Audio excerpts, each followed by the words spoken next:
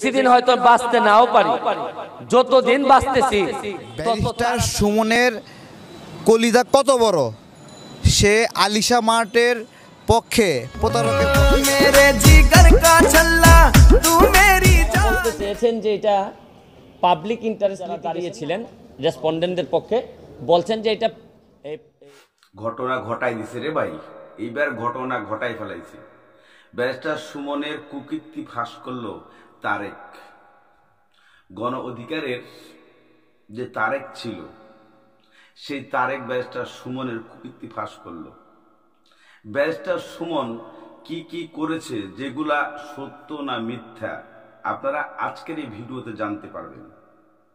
তারেক আরো বলেছেন ব্যারিস্টার সুমন কোনোদিনই ভালো কাজ করতে পারে না, এবং বলেছেন ব্যারিস্টার সুমন সবকিছুই নিজের স্বার্থে করেছে।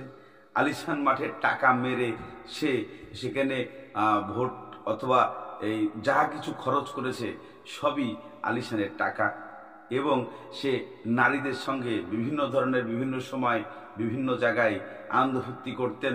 এগুলো কতটুকু সত্য কতটুকু মিথ্যা আজকে এই ভিডিওতে আপনারা পুরো জানতে পারবেন, এবং প্রমাণ সহকারে আমি আপনাদেরকে দেখিয়ে দিব যে ব্যারিস্টার সুমন আসলে কি সে এই কুকর্ম করেছে, দুর্নীতি করেছে, নাকি তারেক মিথ্যা কথা বলছে।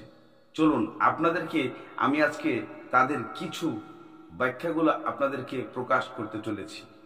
আপনারা ধৈর্য সহকারে একটু ভিডিওটা দেখুন, তাহলেই বুঝতে পারবেন যে আসলে তারেক কি ভণ্ড নাকি ব্যারিস্টার সুমন ভণ্ড, কে ভণ্ড। কিছু কথা শোনাতে চাই। আমি বেশি দিন হয়তো এমপি থাকবো না, বেশি দিন হয়তো বাঁচতে নাও পারি, যতদিন বাঁচতেছি তত তাড়াতাড়ি চাইতেছি আমি এমপি হিসাবে না, আমি আপনাদের ভাই হিসাবে হোক, ব্যারিস্টার সুমন হিসাবে হোক, বাকি জীবনটা আপনাদের হৃদয়ে থেকে আমি কাটিয়ে দিতে চাই। যারা মূর্তি এবং ভাস্কর্যের বিতর্ক যারা শুরু করছে, এরা হচ্ছে গিয়ে রাজাকার, আলবদর, আলসাম যুদ্ধাপরাধী। দর্শক বন্ধুরা, ইতিমধ্যে ব্যারিস্টার সুমনের আপনারা কথাগুলো শুনেছেন, এতে বুঝতে পারছেন যে ব্যারিস্টার সুমন শুধু নিজের জন্য রাজনীতি করে না, জনগণের জন্য করে, এবং জনগণকে ভালোবাসে বিধায় ব্যারিস্টার সুমন আজকে আমার আপনার মাঝখানে এমপি হয়ে দাঁড়িয়েছে।